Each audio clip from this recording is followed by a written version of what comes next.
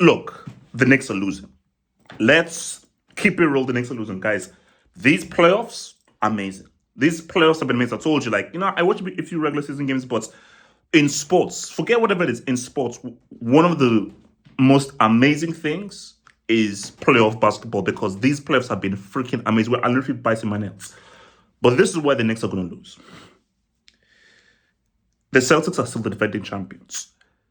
It has been inexplicable how they've lost both games. Now, okay.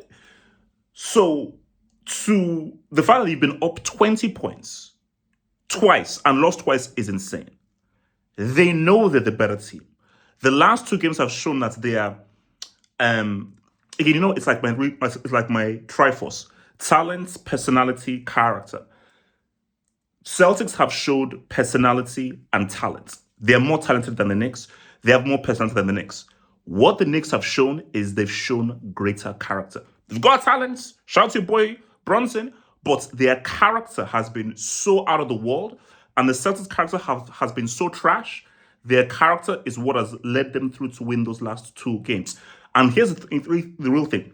You need those three. You need the talent, the personality, and the character because those difficult games, you need the character to ride through those difficult games on a psychological level. So, Celtics know that because let's be real, if they're down 3, this is done. Like, very few teams have gone down from 3-1. I don't believe there's been any team in history who's come down from 3-0. So, although I think the Celtics came close one time, I think it was a few seasons ago where they were down 3, and I think it was against the Bulls, like some years ago when Butler was on the Bulls. But this is the real reason, and this is for somebody who's just been watching these playoffs. The Garden, guys, I've been online, ready to post online. That tonight, Game 3. Hence why I'm so hyped for the game.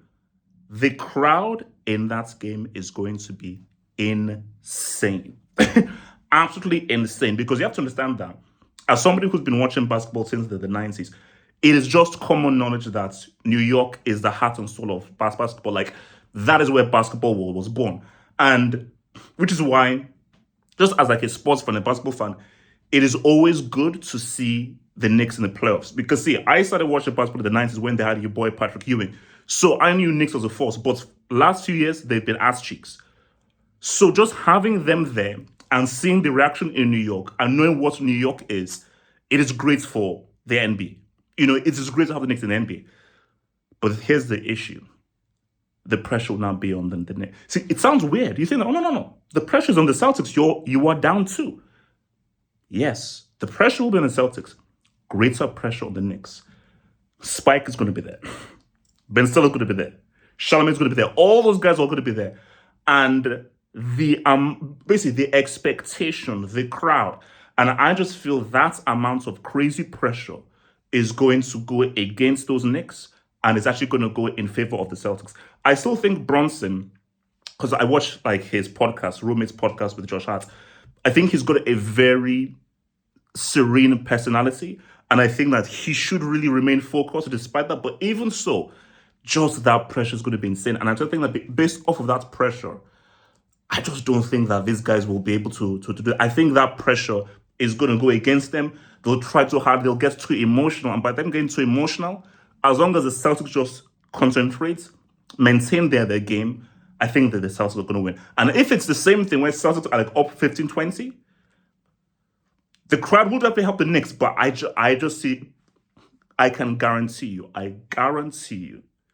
the Celtics will win this game. Because also, they have to. And even if they win this game, they have to also win. Celtics have to win both of these games because if Celtics now go back to Boston, if they go back to Boston 3-1 down, that is... See, here's the thing. Celtics have to win both. So there's a huge pressure on the next year. But if, let's say, Knicks lose game 3, but they win game 4, and they go to Boston's place 3-1 down, all the pressure is in this. Because Knicks know that, okay, there's the pressure going to be on them. Game 6 is at a crib. So the pressure on the Celtics going there 3-1. So if you're Celtics, You want to square it up. Because if you square it up, you go into the home ground clean slate. I was like, okay, you know what? We're not gonna make the same mistakes all game one on. So it's great, it's crazy. So look, man, link below. Join us on the NBA Discord. Join us on the NBA Discord as we'll be, because it'll be before the hangar. So we'll be tweeting. We'll be in the chat. So join me in the NBA Discord. I'll put the link in the description below, and then we can chat through the game because I'll be watching, man. So it gets real. It gets real. It gets real. All right, one love.